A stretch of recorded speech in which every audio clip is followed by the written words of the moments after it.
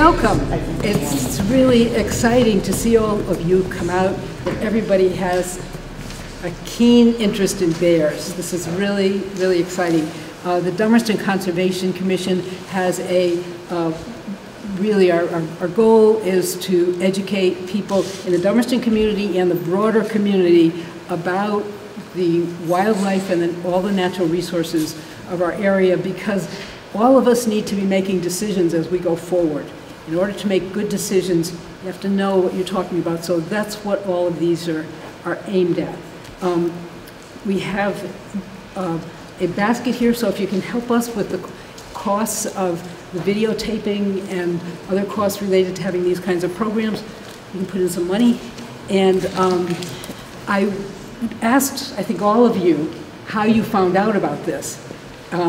If you're in, and it looks like almost everybody found out about it on the Dummerston Conservation Commission email list, which Dan back in the back, raise your hand, Dan. He's taken that over in the last couple of months. Yay. And he's doing a great job. So, if you're not on that list, here, I'll pass this around too. So this is Jaclyn Comeau, and I've heard her speak before on bears. You're going to be enthralled. You're going to love this presentation. So I'm going to turn it over to Jaclyn. Thank you, Mary Ellen.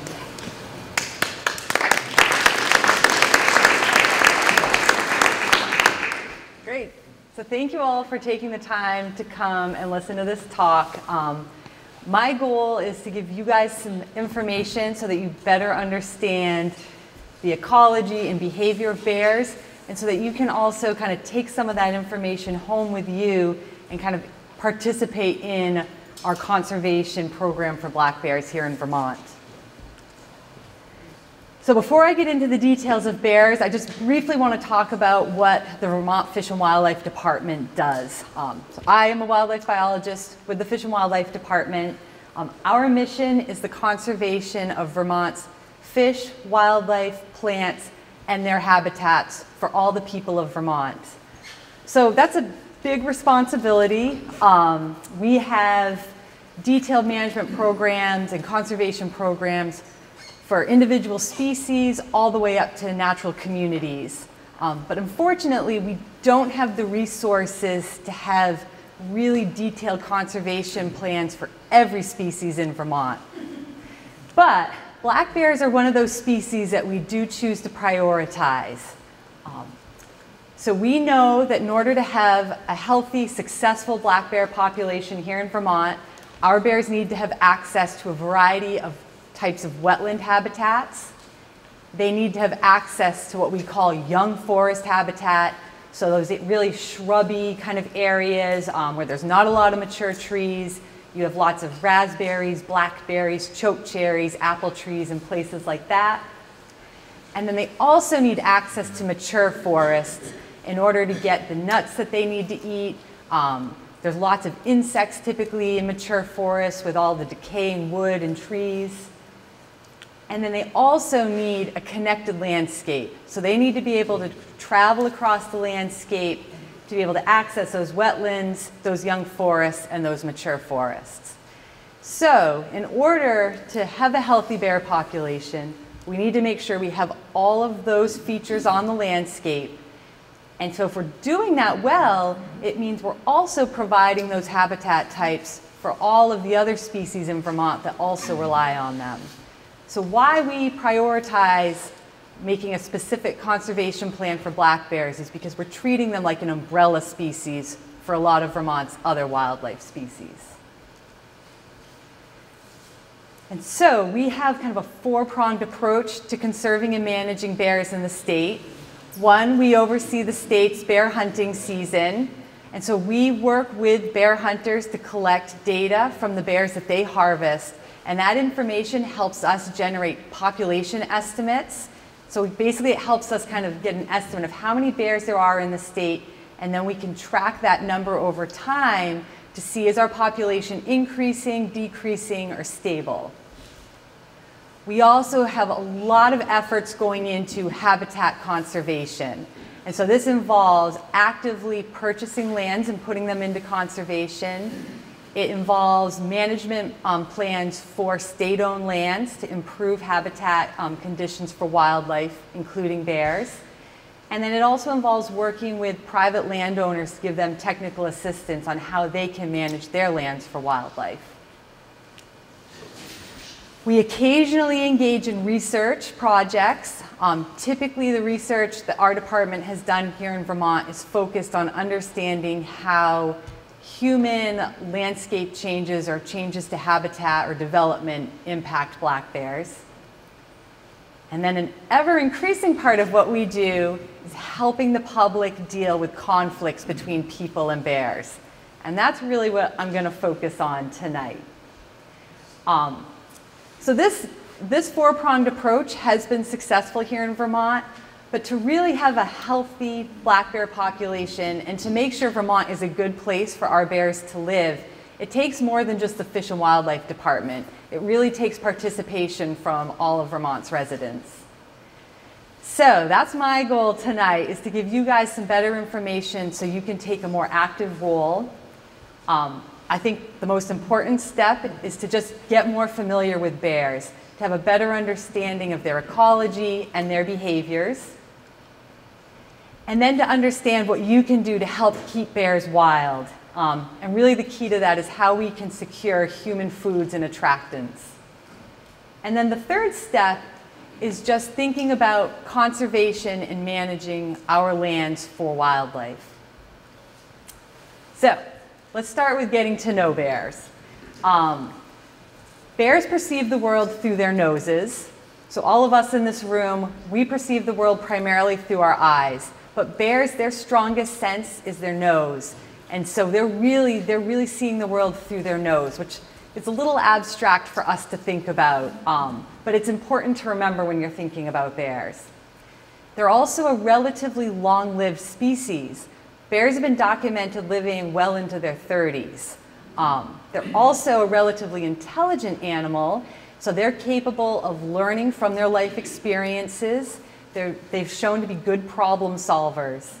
And they're also an opportunistic omnivore. So it means they have a very flexible diet. They are always open to trying new types of foods. And so bears really, if you want to understand bears, a good spot to start is thinking about their diet. Here in Vermont, plants, fruits, and nuts make up the big part of their diet. They eat things from grasses to leaves, apples, choke cherries, blueberries, strawberries. They eat a variety of different types of nuts, but here in Vermont, the two most common types of nuts are acorns and beech nuts. They do eat a lot of insects, and they will opportunistically eat meat. Most of their meat comes from feeding on maybe like roadkill carcasses, and then in the early spring, they will predate on newborn deer fawns and moose calves. And then of course, they will also opportunistically predate on nestling birds, bird eggs, basically whatever they can find. So when I think about where is a bear spending its time, I usually start by thinking, okay, what season is it and what foods are available? And so in the early spring, vegetation is the most easily available food for bears. So bears are spending a lot of time foraging for different types of grasses and sedges and new leaves that are coming out on our trees and shrubs. So a lot of their time is actually spent in wetlands during this time of the year, out in back fields. You'll even sometimes see them on ski slopes, grazing on grass, almost like you would see like a cow or a horse grazing. And then as we transition into summer, that's when a lot of those fruits and berries start becoming available for them. So this is the time of year they're really seeking out those young forest habitat types. Areas like power lines, somewhat older clear cuts, old abandoned apple orchards, and again, a lot of different types of wetlands will have plants that produce the foods they want. And then in the fall, that's when they start really shifting their diet more towards nuts. And so they're spending a lot more time now in the mature forest looking for beech nuts and acorns. Research has shown that where beech nuts are available, that's actually their preferred food. So despite how tiny beech nuts are, they're actually very high in calories. They have a high protein content, and the trees tend to kind of cycle in their crop production. So typically all the beech trees in a stand will all produce nuts in the same year. So even though the nuts are very tiny, there's lots and lots of nuts available in those years when beech trees produce nuts. And so research has shown that bears will travel outside of their home range to actually seek out these really highly productive nut foraging sites in the fall. And part of the reason they're so willing to travel long distances in the fall is because this food is so productive, and it's because they're entering the state that we call hyperphagia, where they, in the fall, they're feeding as much as they possibly can, and that is their primary focus.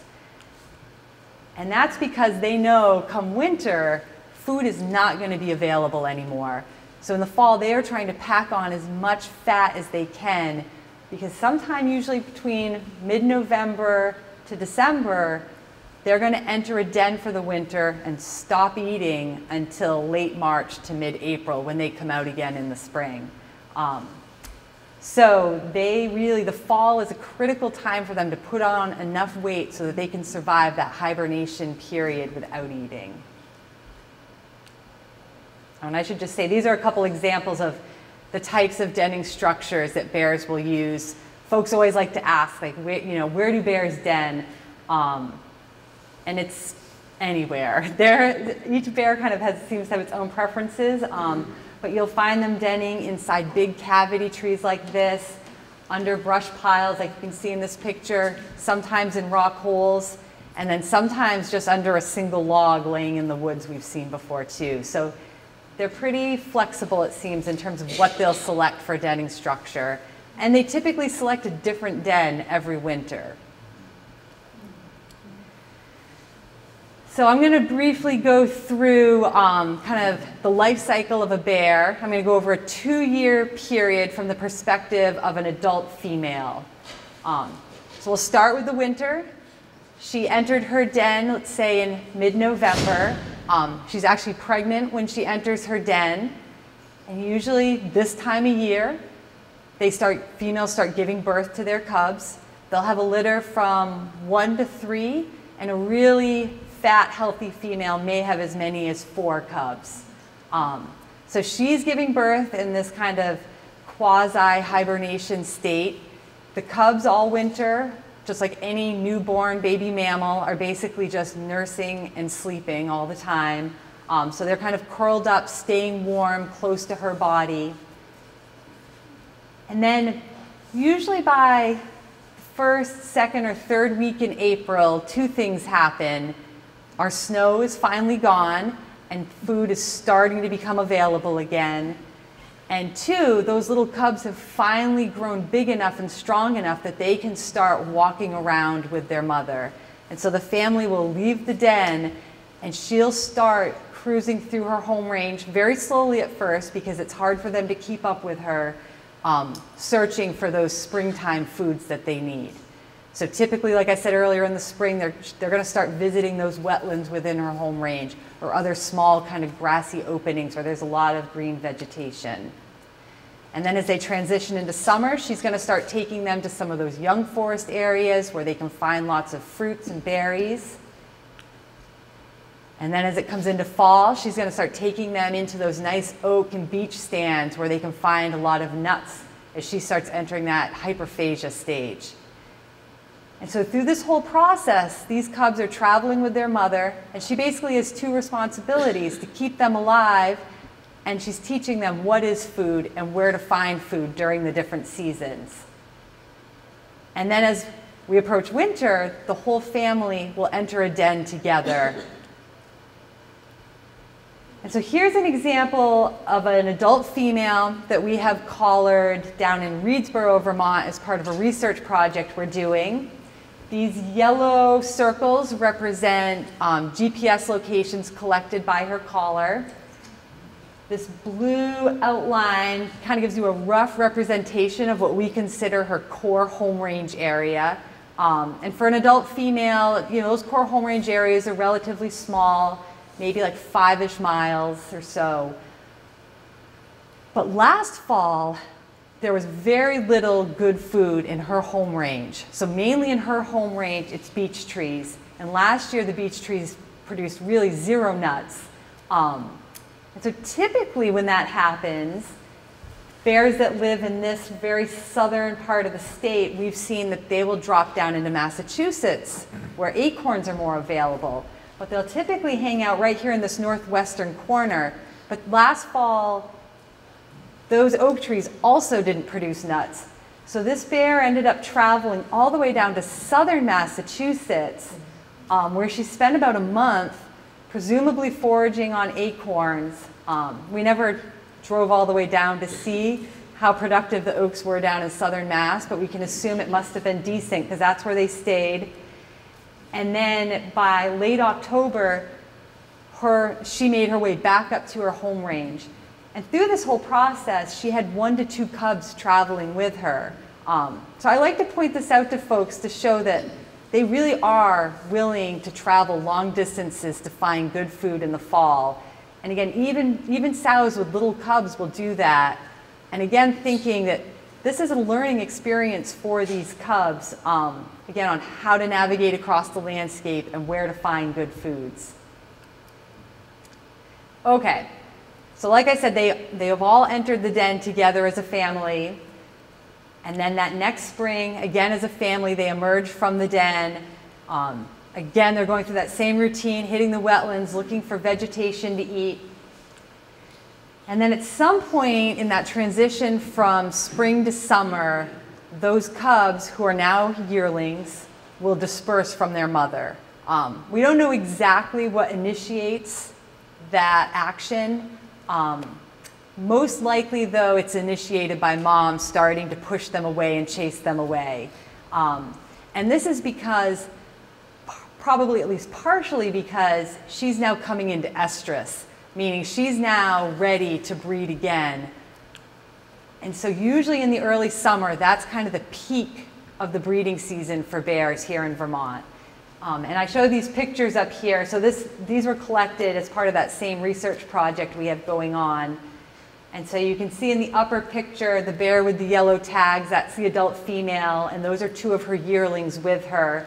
And that picture was taken on May 28th.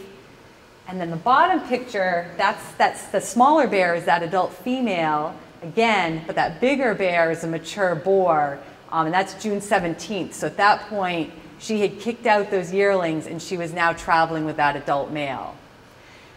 Adult females will typically mate with multiple males throughout the breeding season, and they might just spend a day or 2 together. Sometimes we've seen with our collared bears, they might even spend up to a week and a half to 2 weeks traveling together. And so because she's spending time with multiple males, her litter of cubs can actually have mixed paternity, meaning siblings may not have the same father. And there's a variety of theories to why that might be, but one theory is that she's going to, continue to interact with those adult males that next spring when she has her next litter of little vulnerable cubs. And so the more males she breeds with, the more males who may kind of give her space and not be aggressive towards her cubs. It's a theory. It's hard to know for sure, but then after the early summer, she's done breeding, she's finally on her own, and now she again resumes back to foraging for those summer foods. She goes into hyperphagia, eat, looking for those hard mass sites, and then eventually enters her den again to give birth to another litter of cubs.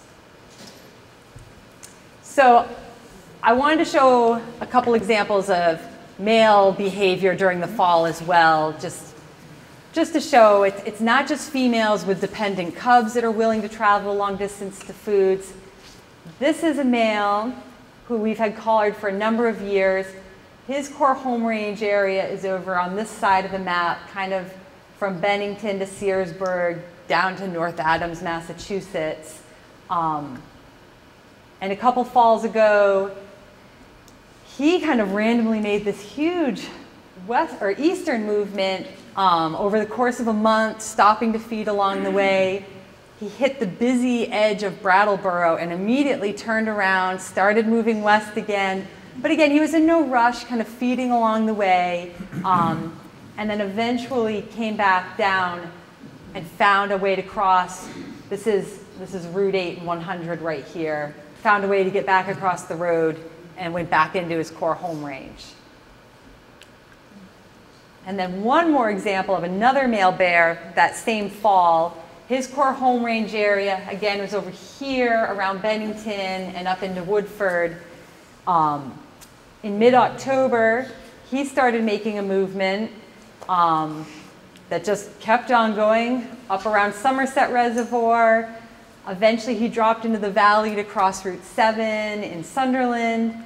Then he kept going out through the ag lands in New York before looping back towards Vermont, crossed Route 7 again, got up into the Glastonbury Wilderness where he headed south, crossed Route 9, and then ended back up in some of the cornfields between Bennington and Pownell. And he made this movement over the course of just 2 weeks. Wow.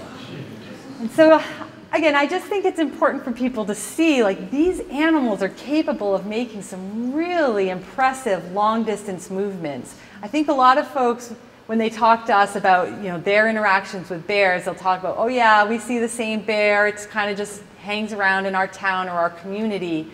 But you may be seeing the same bear, or you could be seeing lots of different bears. They do have core home ranges, but they do a lot of crazy moving.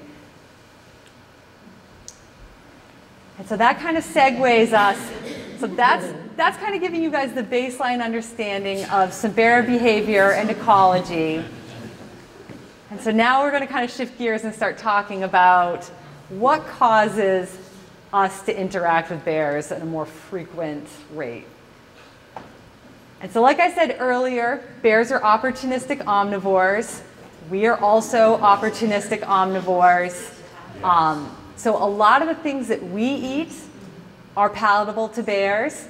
A lot of the things that we feed our livestock and our pets are also palatable to bears. And so what we found are these are kind of the big attractants that pull bears out of the woods into our backyards. Birdseed and garbage are definitely the top 2 reasons, but pet food and livestock food attract bears into backyards. Backyard chickens can be a huge attractant.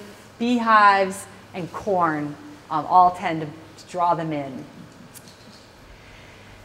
And so what motivates a bear to go from feeding on blackberries to your garbage?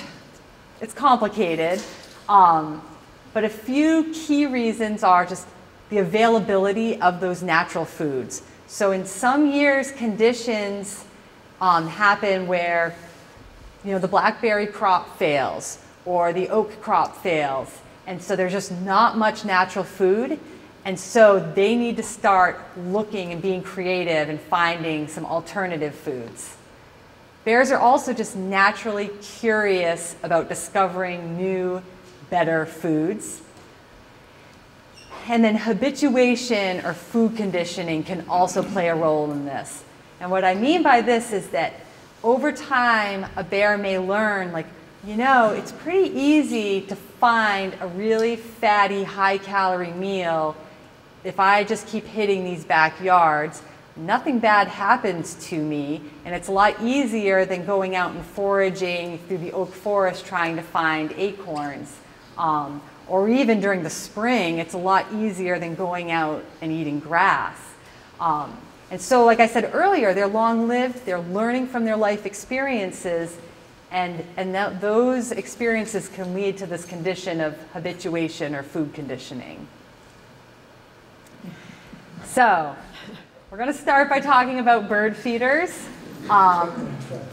This is what we kind of consider the gateway drug for bears, and leads them down a very bad path. But if you really think about it, you can't blame them. What are we putting in our bird feeders? We're putting seeds. Well, seeds are a type of fruit that is produced by plants, and that is what bears are keyed in to feed on. So instead of having to go out and, again, forage for tiny beech nuts scattered throughout the forest floor, they can just roll into your backyard and grab a giant bird feeder sleeve of bird seed, and it's way more efficient for them. And again, it's very similar to the natural foods they're looking for anyways. The other aspect of bird feeders is that I think for some of us, it becomes a little addicting to get to see these bears coming to our backyard. And that is also understandable. It's a pretty cool experience to get to watch a sow and her cubs spending time in your backyard, especially from the safety of your picture window. However, you have to keep in mind, like I said earlier, one of her responsibilities is teaching these cubs what is food, where is food. And if things go well for these cubs, they may be around for the next 20 to 30 years, learning and building on these life experiences they're having. And so we do hear from people who are like, you know, I had a sow and her little cubs coming last year, and I was pretty okay with that. But now I have this sow and her 2 yearlings who are almost the same size as her. And I've got these 3 bears hanging out. And then if you let that continue the next year, it's just going to kind of keep the cycle going. And then I have folks who tell me, well, it's okay because I've made my bird feeder bear-proof. And so again, remember I said earlier, they're relatively intelligent. They're good problem solvers, especially when it comes to food. So, yeah. And so even if you are able to outsmart the bear and find a way to make your bird feeder bear-proof, remember again, their strongest sense is their nose. So that they're smelling that bird seed. You're still putting it out, and they're smelling it.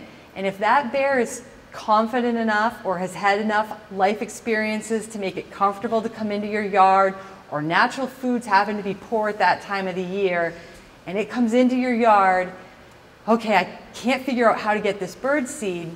Well, now that I'm here, what else is there that I could potentially eat? So really, the best option, I think, is to just not put your bird feeders out during the spring, summer, and fall when bears are most likely to be active. And from a bird's perspective, that's okay. You know, during the spring, summer, and fall, there's a lot of natural food available for our birds as well. It's really, if you want to be feeding birds, winter is when they struggle more, and you don't have to worry about bears. The other thing I have people tell me a lot is, well, it's okay, I take my bird feeder in at night. Notice every picture I just showed you is taken during the day. So bears are actually much more diurnal or active during the day than most people realize.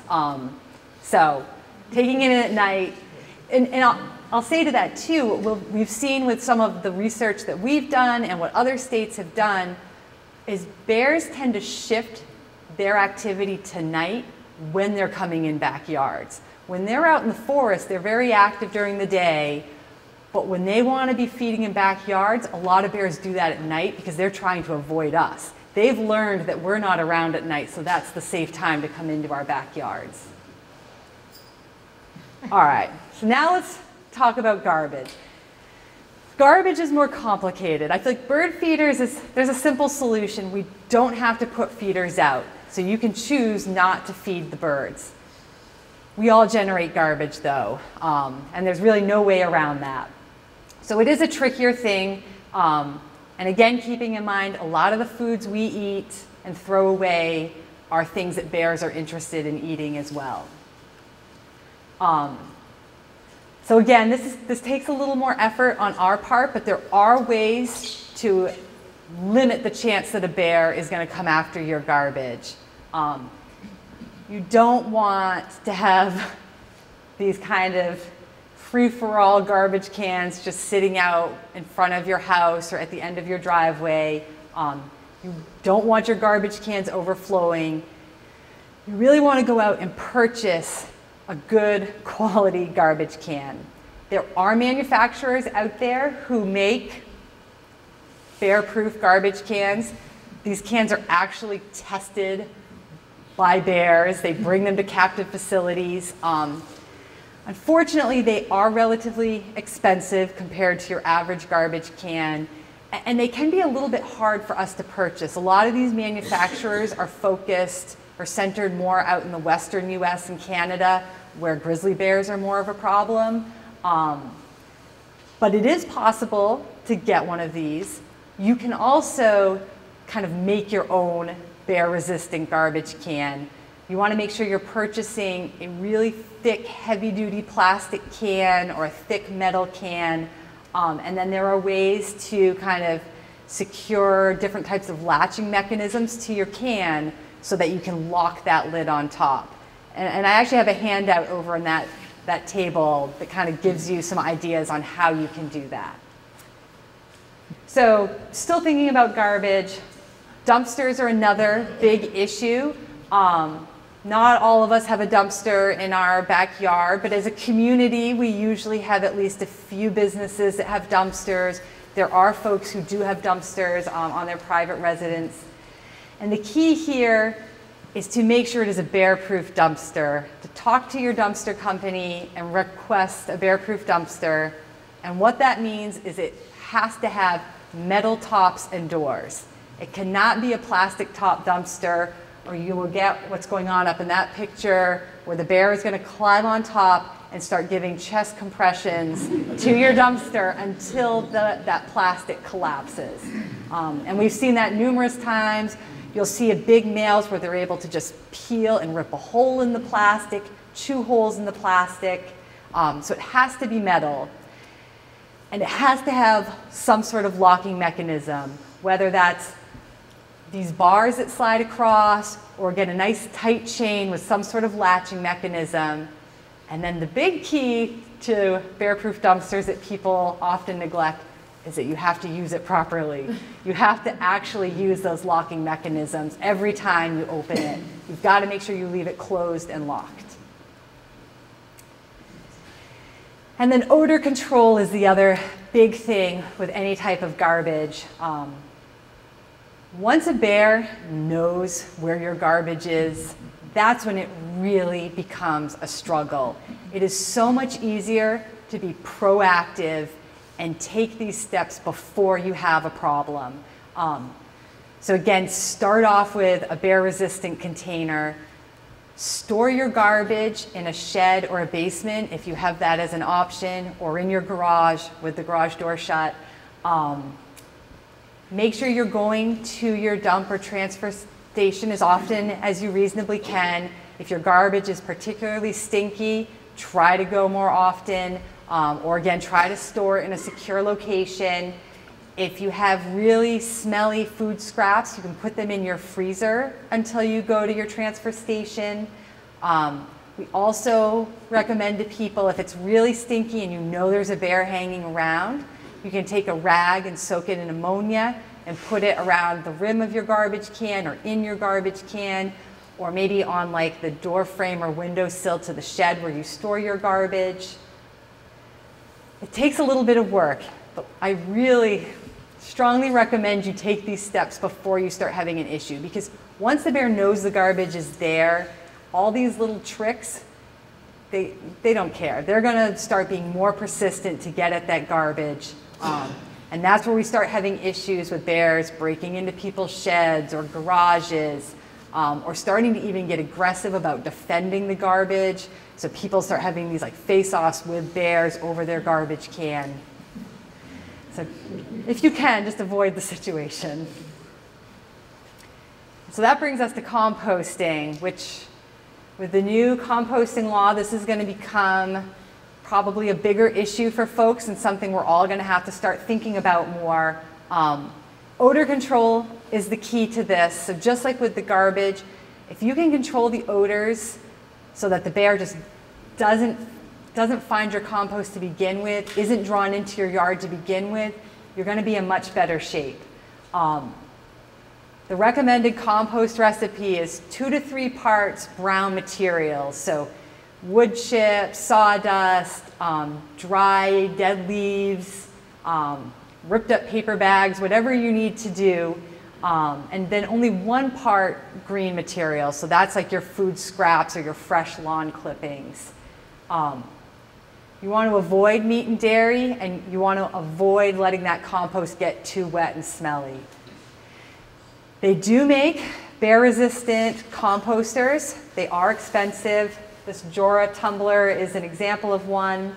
But there are much more affordable, just heavy-duty plastic compost tumblers that you can get. If you know you've got a bear hanging around and you have a compost tumbler, you may want to consider getting an electric fence to put around your compost. Or your other option is to just keep your food scraps inside and bring them to your transfer station and let them do the composting for you. Okay, we'll talk real quick about chickens and bees. Chickens are becoming an ever-increasing cause of human-bear conflicts in Vermont. It's not just the chickens they want to eat, it's also the feed that we put out for our chickens. And I lump chickens and beehives together because it's really the same solution. If you want to have chickens and bees, you need to kind of work it into your budget to also purchase good quality electric fencing. Bears do not understand electricity. They do not like being shocked by electricity. It's proven to be a very effective way to keep bears out of chickens and beehives. There's a lot of great advice on our website, out on the internet, on how to properly set up electric fencing for bears. Great YouTube videos. But one thing to keep in mind is we actually recommend that you bait your electric fence. So if you know you've got a bear coming around, you actually want to bait it so that the bear actually puts its nose on the electric fence and figures out very quickly, that was not a good experience, I'm not doing that again. And I will just say, just because you do electric fencing, there are things that you could be doing wrong even still. You still want to make sure you're keeping a clean coop and not just leaving food and feed everywhere. I mean, this is just, the way that feed is spilling out to the edges of the electric fence, that is too much of a temptation for a bear to start testing that electric fence. And like I said, they are good problem solvers. You don't want them to have extra reason to try to see if they can dig a hole under that fence and get around it. And these are not pretty pictures, but I feel like they're important to show because conflicts do lead to the death of bears every year in Vermont, either directly or indirectly. We have been seeing a steady increase in the number of bears that are hit and killed on Vermont's roads since 2015. I think last year, we don't have all the numbers in yet, but last year at least 90 bears were killed on the roads. The year before, I think it was just under 130 bears. Every year, at least, usually anywhere from maybe 10 to 15, some years a little bit more than that, bears are killed in conflict situations, either by landowners or our game wardens. Destroying a bear in a conflict situation is our last resort. Our game wardens do not want that to have to be the result of the situation, but there are cases where it's just our hands are forced on it. And that's especially when it comes to bears that are starting to break into people's houses. Because it's just too dangerous of a situation if a bear starts learning that it can get into our kitchen and sees all this food that we have in there. It's unrealistic to expect that bear not to try to do that again. We are fortunate, black bears are not as dangerous as most people think. They're relatively timid, shy animals that are pretty afraid of people for the most part. But the situations where things can get sketchy with a bear is if you are backing one into a tight corner. So there are situations where people have a bear break into their house and they're even in the house and they step into the kitchen and the bear is kind of feeling trapped in the kitchen. Fortunately, nothing serious has happened in those situations, but that is something we try to avoid. And again, landowners have the right to protect their livestock, their pets, and so we do have bears killed over chickens pretty much every year at this point. So let's talk a little bit about conflicts here in Dummerston. I'm sorry this map is kind of washed out. We estimate across the entire state of Vermont that our bear population is somewhere between 4,000 and 6,000 bears. We've actually, over the past couple years, our estimates show that our bear population has actually decreased and is down near that lower threshold of somewhere between 4,000 and 5,000, which I feel like when I talk to people, they have the opposite feeling that our bear population must be skyrocketing because of all the conflicts we're experiencing. If you look, this red box kind of highlights Dummerston and your surrounding communities. Since 2011, Dummerston has only reported officially 15 human-bear conflicts. I guarantee that's not accurate, right? I bet if I asked, a good chunk of you in this room have had some sort of conflict with a bear in that time period. But then you can see Brattleboro has had almost 50 reported conflicts, Newfane and Marlborough both a little over 30, and then Putney and Brookline 14 and 4 reported conflicts. So I know one of the requests Mary Ellen had for me was to kind of talk about bears specific to Dummerston. But really, you know, there's not a lot of information based on the reported conflicts. So this is something that we're trying to get more information on. We have created kind of an online reporting system for folks to report issues they're having with bears. And I'll kind of go into how you can do that at the end. But again, we don't want to make problems out of nothing, but we do need to have a better understanding of what kinds of conflicts the public's experiencing so that we can kind of help you guys and give better technical assistance to address the issues. And I know I've heard from folks that they hesitate to reach out to Fish and Wildlife because they're concerned our response is going to be to kill the animal. And I want to assure you that, like I said, that is our last resort. That's really, we're saving that one for bears that are actually breaking into people's houses. But if you have a bear that is consistently hanging around your yard and you don't have any attractants, that might be a reason to reach out to us. Because to me, that means, well, maybe you don't have anything going on, but maybe one of your neighbors has an issue and that's causing that bear to hang around. Or if you're having a bear consistently coming in to get into your garbage, we have advice on what you can do to help discourage that bear from coming back. So the point of this is that we are here to help you with this, and we're not here to just kill bears in these situations. We want to find a way to work with you guys so that you feel more comfortable and capable living with these animals nearby. And so like I mentioned, our bear population is not skyrocketing through the roof like it sometimes feels like to some folks. But yet we do feel like there has been an increase in conflicts between people and bears over the last few years. And so there's a lot of factors that play into why this is happening. The bear population size does play a role. At this point, black bears are pretty well saturated throughout Vermont, particularly in this part of the state. Like I said, natural habitat and natural food availability will drive bears to come into backyards. And then just general bear behavior. And so again, this idea of learned behavior over time, you know, one thought we have is that, again, maybe over the years our bears are just learning that, yeah, you know what, it's really easy to come into backyards to get food. And so more and more bears are becoming willing to engage in this behavior. And then the other factors are our human population size, our own behaviors, and our own tolerance for bears. And so if we want to start trying to reduce the number of conflicts people have between themselves and bears, you know, I don't think, you know, we'd probably have to drive our bear population to really low levels to eliminate conflicts. And based on surveys that we've done with the public, I don't think that's what you guys want. It's not what I would want to do.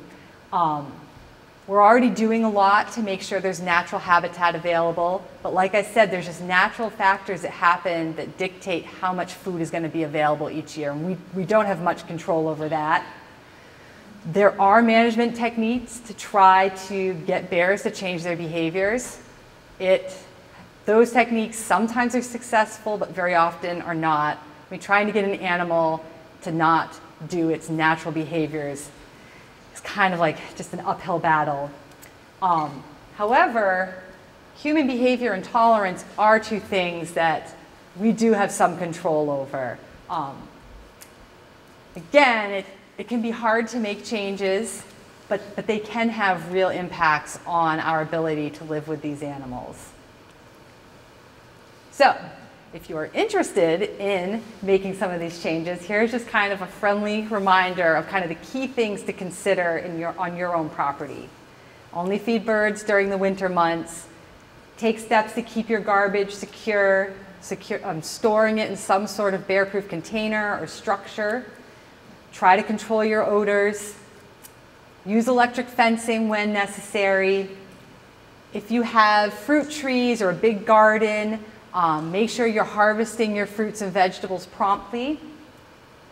And then if you have an outdoor grill, make sure you're cleaning that every time you use it.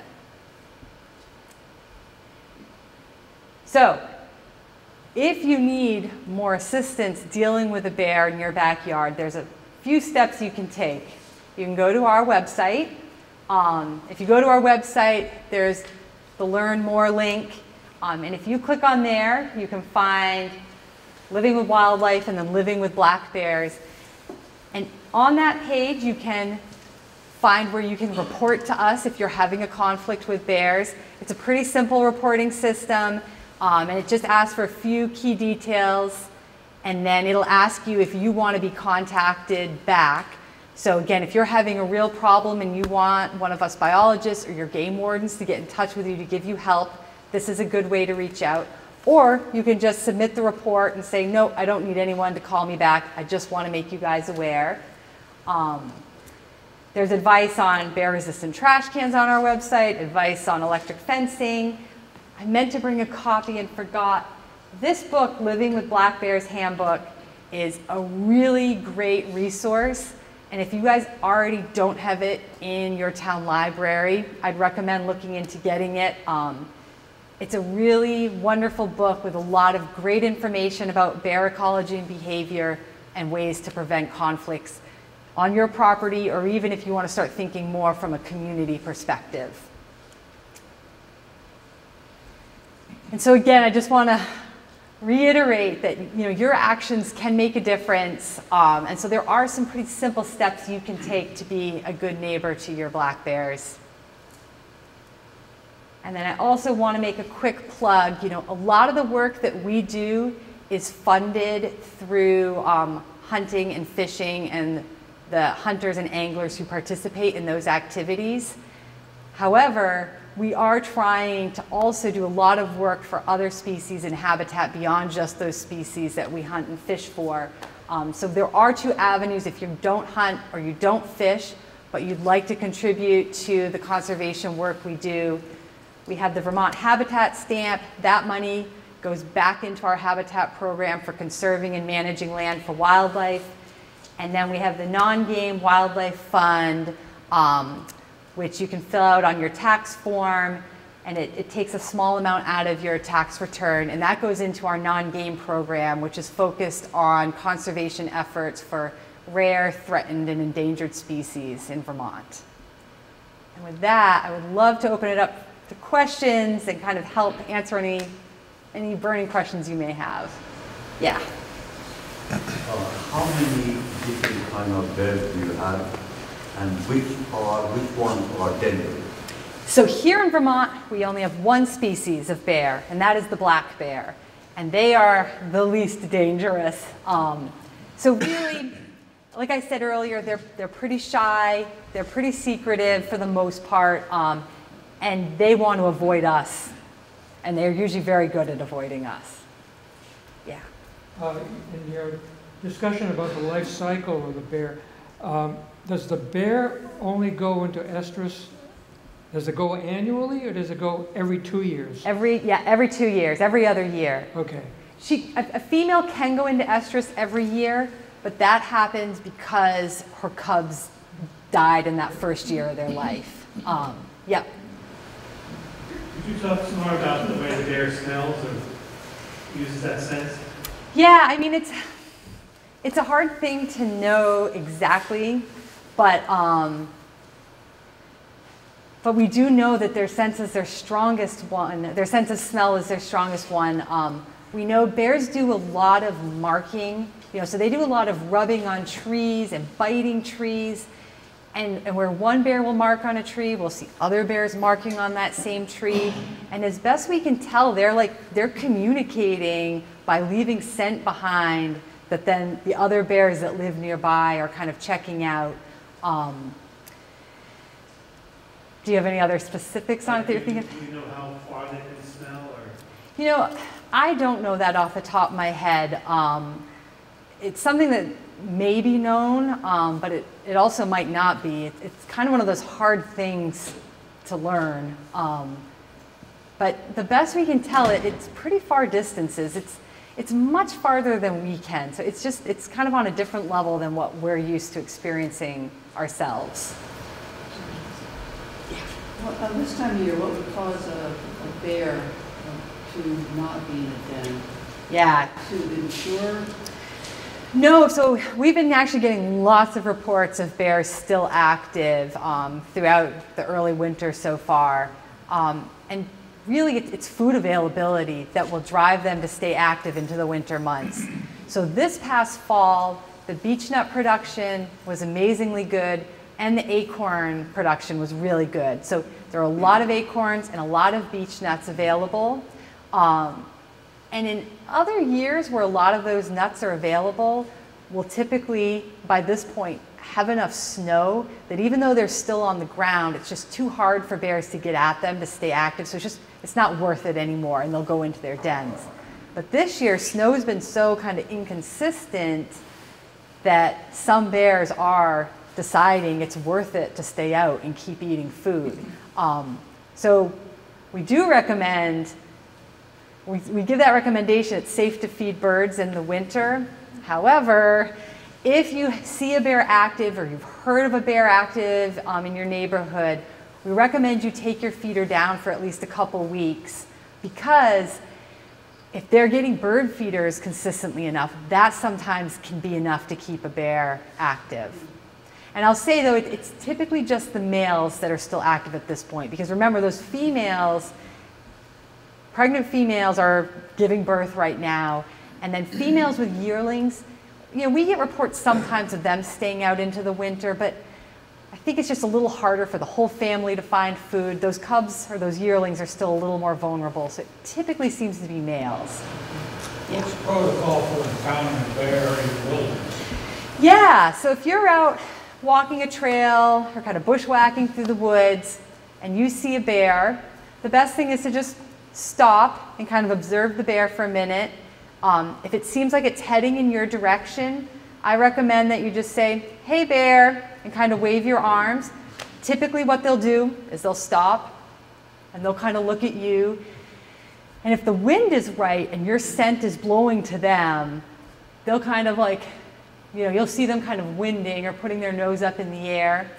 If it's a big male, he'll probably just turn and walk away. If it's a younger bear or a female, they'll often sprint away once they realize what you are. And that's really the best advice. Give them as much space so that they feel like they have as many options available to them as possible. And typically, they'll go the other way. You said they would probably walk. They probably will walk.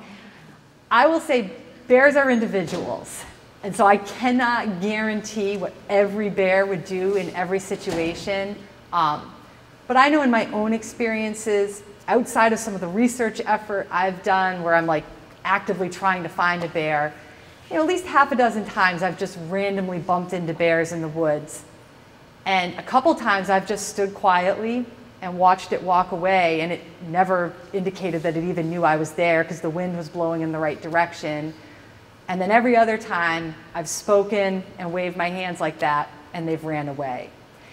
If the bear starts coming towards you and acting very curious, then you start yelling more, maybe pick up a stick, make a lot more noise, and that should be enough.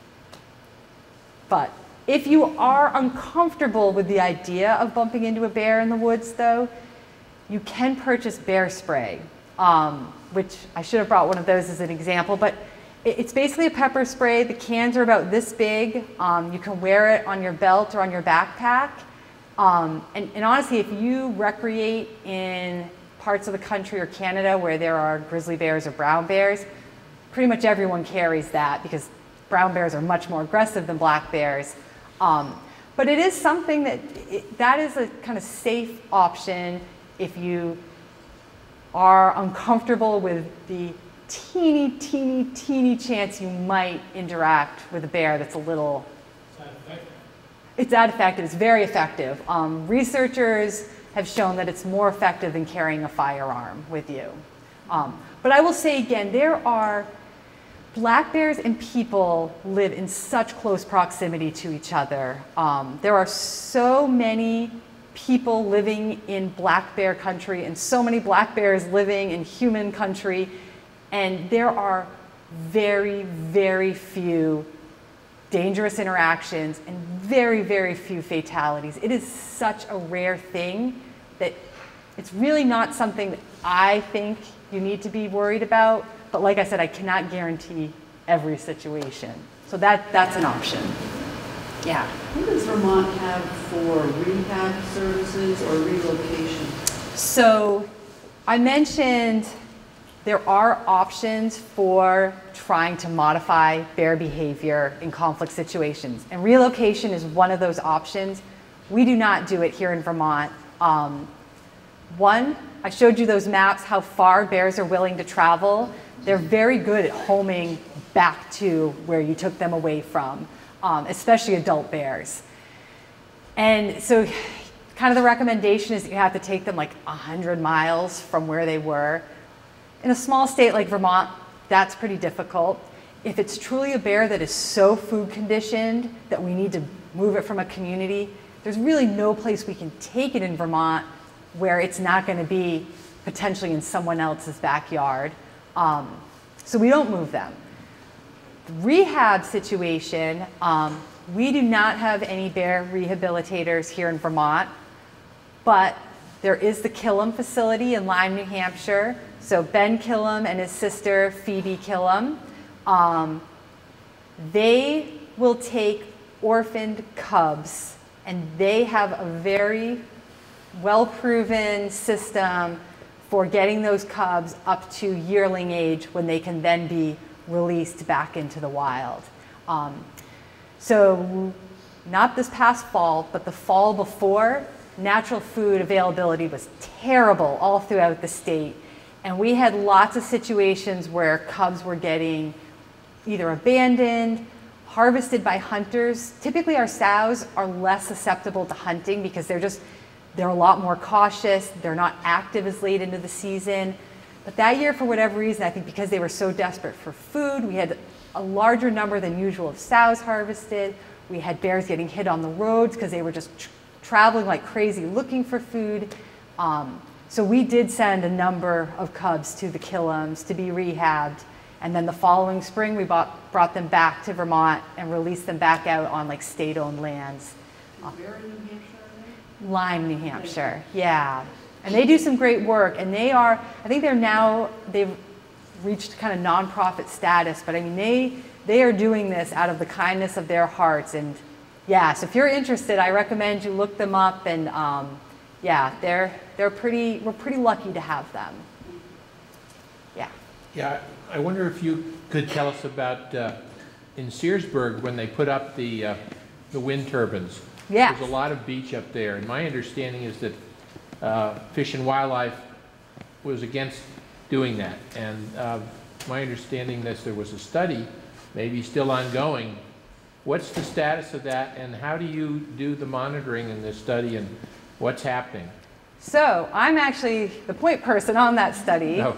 It is still ongoing. I would offer maybe in a year or so, when the study has wrapped up, I'd be happy to come back and talk about it. But at this point, we're entering kind of the final stage of collecting data. We've had a number of animals wearing GPS satellite collars, and then we've also got camera traps monitoring kind of those beach stands in close proximity to the wind turbines. Not to go into too much detail, we kind of have to wait till we get the last bit of data this upcoming spring and do some analysis. But in about a year, I could come back and talk about that, and we should have the results from that study. Are the males just on the scene for mating? Say that again? Are the males just generally on the scene for mating? Yeah, from a family life perspective, yep. That seems to be their primary role. You know, there's a lot that we don't understand about bear society, for sure. Bears are carnivore, but unlike a lot of other carnivores like bobcats or mountain lions or wolves, who are very territorial and kind of defend their territory, bears have home ranges, but they aren't exclusively territorial like that. They seem to have a lot of overlap in home ranges. They seem to do a lot of what we call resource sharing, or sharing good food sources within each other's home ranges. So there could be some other roles and interactions that are happening between male bears and family, you know, sows and cubs and yearlings, but it's a hard thing to know. A lot of our tools for understanding bears come from putting GPS collars on them, or maybe putting out game cameras, but you can only get so much information from that, other than actually spending time watching the animals, which actually Ben Killam, who runs the Killam facility, has done a decent amount of that, and he's published a couple books on some of his observations. So if you're curious to know a little bit more about some of that stuff, I'd recommend you kind of look him up, and you can easily find his books. Yeah. In mid-December, Eric and I went on Dummerston, Vermont, interviewed Ben. I just listened to that really. Yeah. Very good. Yeah, I actually just recently listened to it too. That's a great suggestion. Yeah, so if any of you guys listen to Rumble Strip, check out her episode with Ben. One of your first pictures had a dead bear and a dog. Yes. And I guess in Vermont it's legal to hunt bears with dogs, which I personally find offensive. Yeah. And you know, to me, if you want to hunt something, you hunt it legally, and it is legal. It but is you legal. hunt it without you hunt it without all your cell phones and all your other stuff. Well, I just don't like the dogs part of it. And again, I can understand that. I could speak a little bit to hound hunting from what I have seen, and kind of why we feel like it's an okay method. I think hound hunting is one of those kind of controversial issues that most people don't really have any direct experience with. And from the outside looking in, it can be distasteful. I will say that we use some of those hound hunters to help us with the research efforts we do. So I will say that a lot of folks, and there aren't many, I think there's maybe like 100 bear hound permits in the state of Vermont at any time. So it is a very small portion of our population that actually does this. But the folks that I know and have interacted with who do it do care deeply about bears, and they're very interested in conserving bears. They're very interested in trying to prevent bears from being killed in conflict situations. They actually, I know some guys who don't even end up harvesting any bears during the hunting season. So I will say their interests in how they appreciate bears might be different, but they do care. I'll also say that it takes a lot more work than I think is intuitive to most folks who haven't participated or seen it firsthand. It does take a lot of training to get those dogs to be able to do what they do. Bears evolved with wolves, so they have a very natural response to a pack of dogs they climb up a tree. So it's kind of up to the bear to decide when it feels pressured enough that it'll go up a tree. Often when we do this work for research and we get to the tree, the bear is up there looking super relaxed, like it doesn't have a care in the world. And again, I could go, if anyone's curious to know more about that, I'd be happy to talk about it. I totally can understand why, for a lot of folks who don't participate in it, it's a little uncomfortable, and the idea seems very unsportsmanlike. But like I said, I'll just say they do care about bears, and there is a lot more work that goes into it that kind of gives it that sporting edge than I think folks who don't participate in it understand. You showed some maps of like the GPS tracking of certain bears. So I'm curious if there is maybe on the website or something a map where I can look and see the bear activity in Dummerston, so I can see where my house and my property is, and that kind of thing. So that is a great question. Unfortunately, all the animals that we have collared are really centered around Searsburg and Reedsboro. We did have one male collared for a little bit who was a young male and ended up dispersing, and he ended up in like the Newfane area. But he actually got taken during the hunting season, and it was probably a good thing because he was one of those bears who become very habituated and was basically just hitting people's houses constantly. But that's kind of a side note. Basically, I'm saying we don't have any bears to show you what they're doing right here in Dummerston. It is something we have talked about that could be kind of a really cool thing, is to collar a couple bears in some different communities to allow residents to actually see what they're doing and to give you guys a better perspective on, how are bears using my community, maybe who isn't taking in their bird feeder or who's leaving out or something like that. Part of the issue, though, again, is that our resources are limited. These GPS collars, which I have some examples over there, they're like $2,000 a piece. So it's pricey, but it would be cool if we had that. Yeah. I understand there is a hunting season, few weeks a year. Can people kill bear anytime or just on the... Just during the hunting season. Just during the hunting season, yep.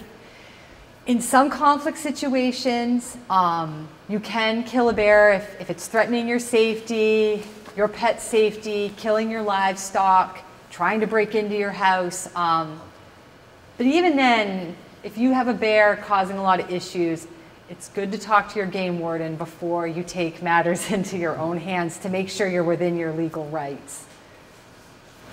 For the hunting season, how many bears are allowed to be killed? So we don't have a quota, that's basically, a quota is when you set a limit on how many can be. But it varies from year to year. Some years we might have between 500 and 600, some years between 600 and 700. I think this year we're up a little over 700, and this is kind of the highest harvest we've had. And again, that number is partially driven by food availability. So we had bears just out really late into the year. The bear hunting season goes pretty late, and so most years a lot of our bears are already denning before the season ends. But and so again, we can change those restrictions if we get to a point where we feel like too many bears have been killed. But at this point, we're still well within that kind of accepted objective of 4,000 to 6,000 bears. Will the cubs have the same home range as their mother? And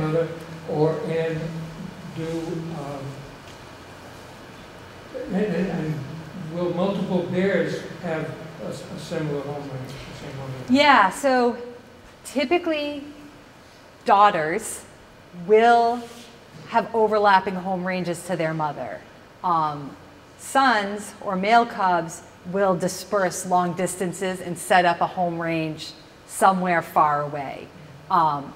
Sometimes female cubs will also end up dispersing, but typically females stay closer to their mother. And And multiple adults will, yeah, they will have overlapping. Females will overlap with each other, males will overlap with each other, and then of course males will overlap with multiple females as well. Yeah. So do bears suffer from things like winter tick or rabies or any particular disease? Or yeah, that's a good question. Bears can get rabies. Any mammal can get rabies. I don't think we've ever documented any cases of rabies here in Vermont, but I think it was 2 years ago, Massachusetts documented a case of rabies. I think Maine did too that year as well. So occasionally, rabies will show up in a bear. Mange can be an issue for bears and is actually causing some serious problems in Pennsylvania, to the point where bears are losing all of their hair and then dying from exposure. Yeah, and they're trying to get a better understanding on why it's such an epidemic there. But we will occasionally, other states will occasionally see mange in bears, but it's usually very mild cases of it. There's a few other diseases, but generally bears are pretty robust, healthy animals. So we don't have any like population level impacting diseases. So there would be no fear of like a distemper going back and forth between canine and bear or anything like that? Not that I've ever heard of. Yeah. Yeah. Two bird feeder questions. Is a bear taking down a bird feeder a conflict that theoretically you would want folks to report? I think it's worth reporting. Again, it's just more information for us. And like I said, when you report these, make these reports, again, you can request if you want a response from us or not. Unless you don't know what to do in the situation with a bird feeder, like if there's something extra weird going on where you do want one of us to call and talk to you, but at the very, yeah, it does not hurt to report it to us. My guess is that you could probably find 14 yeah. incidents in this room, you know, personal experiences. People seem pretty cavalier. So the other thing related to bird feeders, traditionally it had been December 1st to March 1st, right? Maybe it was, and now we're saying April 1st. And honestly, those are rough guidelines. But here we are, right? It was 60 degrees a few days ago. There's no snow on the ground. Why is that not being redefined? Or should we be redefining it for ourselves? I think that's the answer. I think we put out December 1st to April 1st as like a rough guideline for folks. But I think beyond that, you guys need to kind of take it on yourselves to say, like, use some common sense in terms of like, all right, well, what's been going on this year? Were there, you know, did I notice a lot of acorns on the ground this year? And it's 60 degrees and no snow in December, and maybe I'm going to wait till January to put my bird feeder out. Or like I said earlier, like, you know, you all talk to each other. If you've heard from a neighbor or friend that they saw bear tracks recently, yeah, maybe take your bird feeder down for a couple weeks. I think that's probably a good move to make.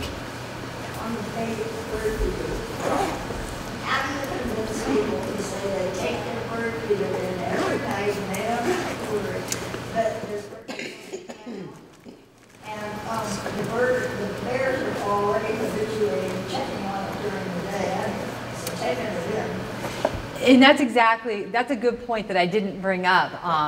Beyond just, yeah, like when people make bear-proof bird feeders or just take them in at night, there's still seed the birds are dropping on the ground.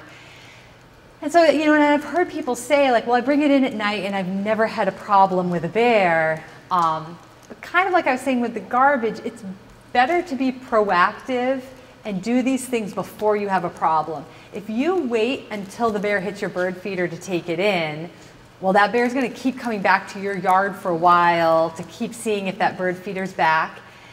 And even worse, I think, is that it's an experience that bear may build off of. So if you do that, and you do that, and you do that, and if we all just wait until the bear hits the bird feeder to take it in, that bear, by the end, is going to be so keyed in on looking for bird feeders that it's going to be really persistent the next time it comes back. Yeah. So I just wanted to share that 10 minutes of feeding on a bird feeder is the same as what the bear needs to get for a whole day. So you're making lazy bears. And that it was not until recently that bears gave birth to so many young ones, because it used to be just 2, but there are just so many bird feeders out there. Yeah. And you know, Audubon says do not have your bird feeders out. So it's pretty substantiated. It's not.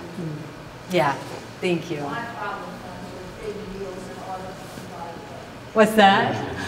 My friends who brought their bird feeders in Oh. big wheels and loaded.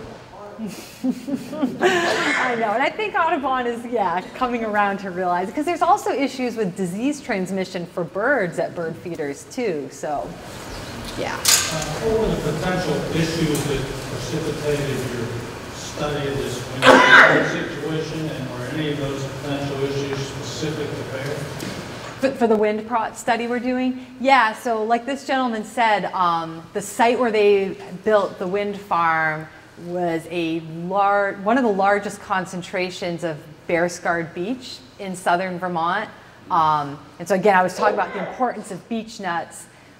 Bears will climb beech trees to feed on the nuts directly out of the tree in the early part of the fall before they drop on the ground. And beech bark is very thin, so every time the bear climbs it, they're leaving scarred claw marks on the tree. And so we use that claw or that scarring as an indicator of site fidelity, meaning that bears clearly are coming back to this area to feed every fall when there's good beech nuts. Like I showed some maps of bears will travel long distances to seek out good food sources. And so that area was so big that we were pretty convinced that it was like a regionally important food source for bears in that part of southern Vermont and most likely northwestern Massachusetts as well. So is concern the loss of trees? So it was twofold. So they were going to be removing hundreds of acres of bear-scarred beech, but there's so much bear-scarred beech there that there are still lots of beech trees. So we were concerned about the loss of beech trees and then the potential for displacing bears from the remaining beech trees. Like, you know, they're like 400-foot turbines for that wind project, and so no one really knew, like, when you've got like 15 of these giant turbines spinning, is that going to discourage bears from continuing to feed on the beech trees that are in the shadows of those turbines? And so it's kind of like, that's really what we were more curious to learn. And I'll just say, we didn't ask for the study. We were recommending that they find an alternative site for the project. And in the end, the Public Service Board granted the permit for the project, and they required that the energy company conserve like habitat, so conserve bear-scarred beech habitat in other parts of Vermont, and that the company fund the study to learn what the impacts were. Does the Fish and Wildlife have a general large macro position related to turbine installations or not? You know, we know there are a lot of impacts specific to birds and bats.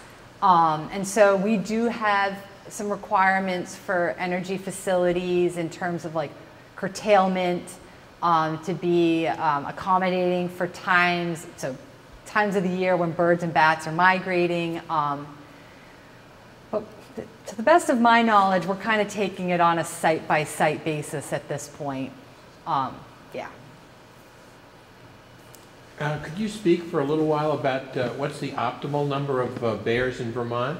Where do you draw your line in the sand? Yeah. You could do away with hunting entirely.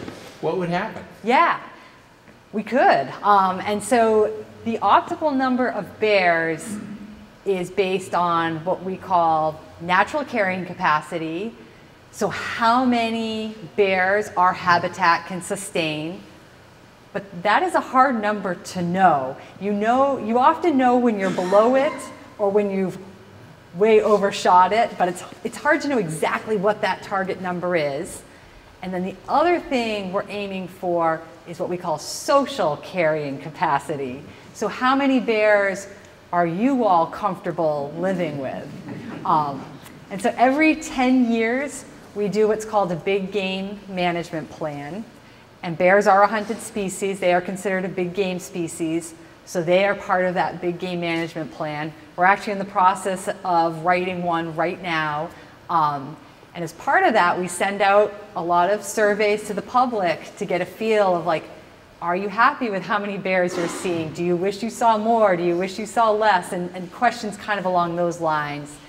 And so again, it's a little subjective. These are not perfect answers. And honestly, you know, we know that if we felt biologically and ecologically our number should be somewhere here, but the public's social carrying capacity was somewhere way down here, you know, we could either draw a line in the middle, or we could spend a lot of time doing outreach to try to kind of help get the public to understand our perspective on it and see if maybe we could all come to a better agreement on where things should be.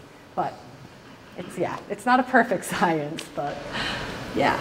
If you had bird feeders, garbage, and a lawn full of acorns, which this year was, they're still there. Yeah. What would the bear prefer?